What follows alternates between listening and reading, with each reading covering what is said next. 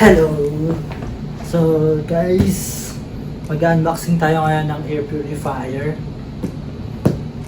Ito nga pala yung libre ng Samsung nung nag-order ako ng Galaxy Note Note 20 Ultra. Ayan. So since nag-pre-order ako nito, meron siyang kasamang ganito.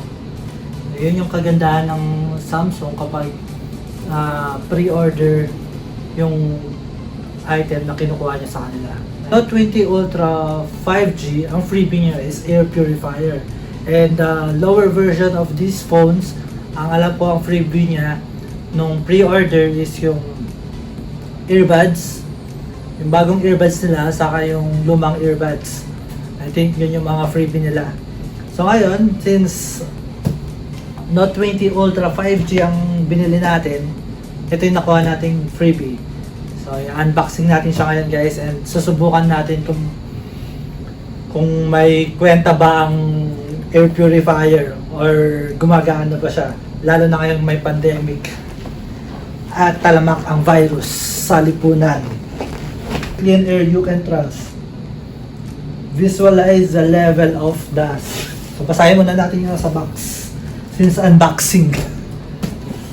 So, Air Purifier Model AX3300 3-step filtration system, reduces over 99.9% of ultrafine dust. Wow! Front air inflow, wider and faster purification. 4-color indicator, visualize the level of dust.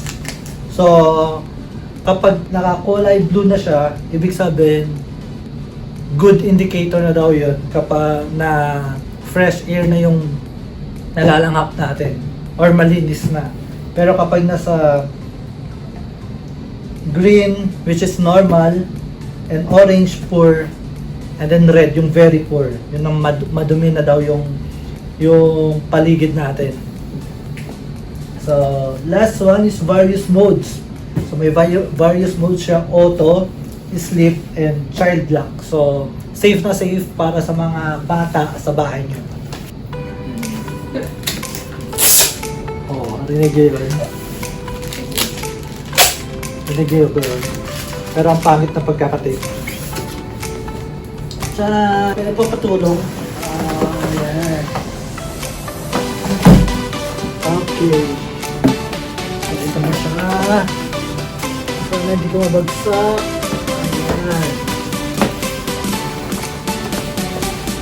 Ayan. Ayan. Ayan. So, taran!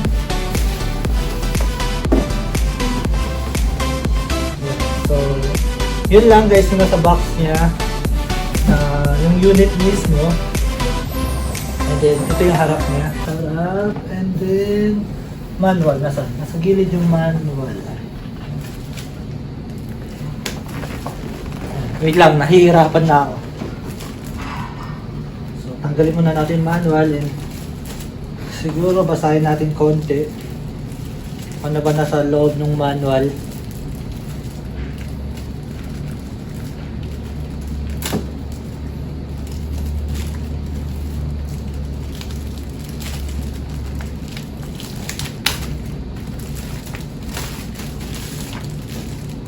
So, user manual,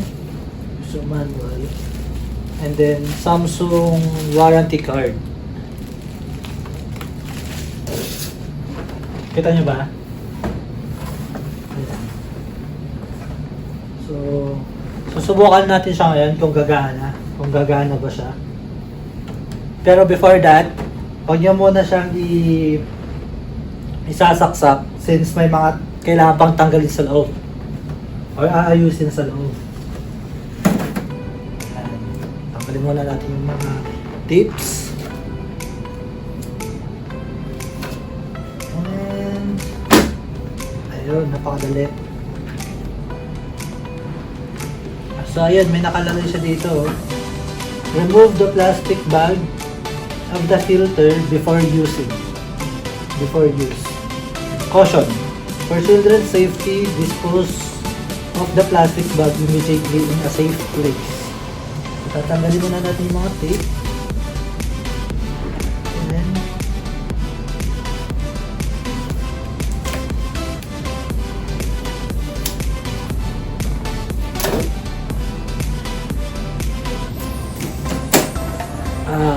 kita bagong bago.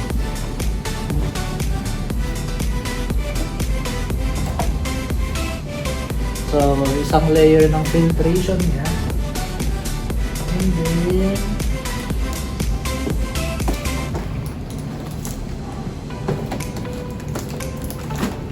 ayan.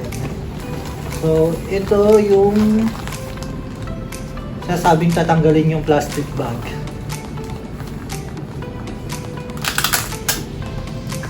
Tanggalin muna natin siya.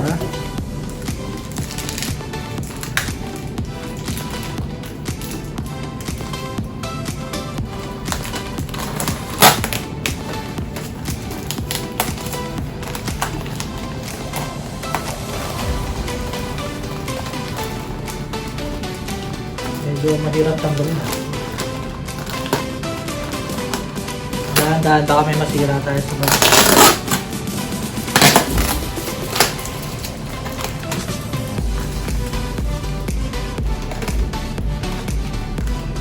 Okay lang yung pesto.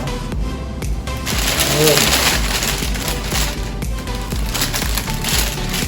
I think ito ata yung Hepa Filter na sinasabi nila. Hepa Filter.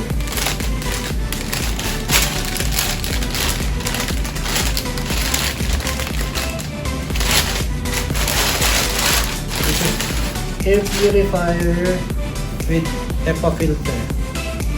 Para siyang maliliit na uling na nasa loob. Kita nyo ba?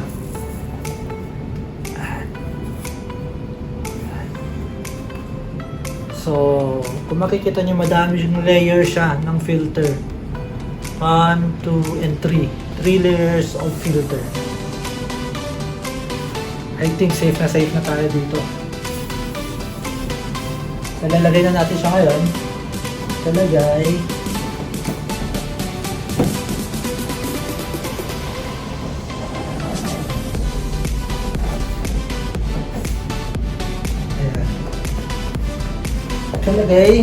Ilagay natin yung tinanggalay kanina.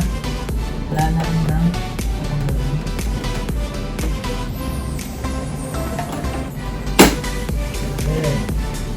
and then yung cover para masubukan na natin siya.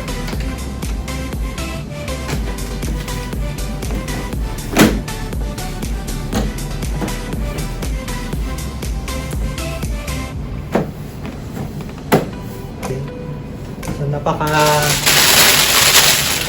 daling i-set up nito, guys. Now let's try. Pamakita ko sa inyo paano sa. Bago yan, sasaksak muna natin siya. So ito nga siya. Let's click the power button. And there you go. And then may fan speed din siya. Naka-auto. Sleep mode.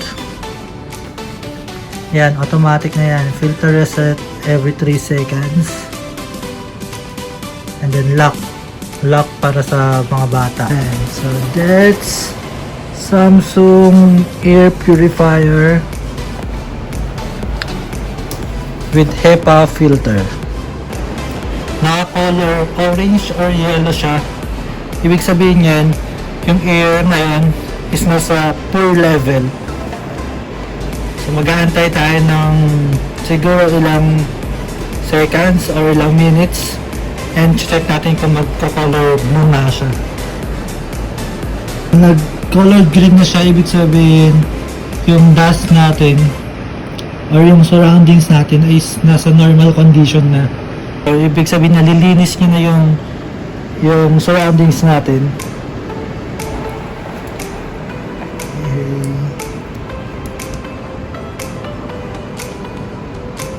So let's wait for that and update ko kayo later.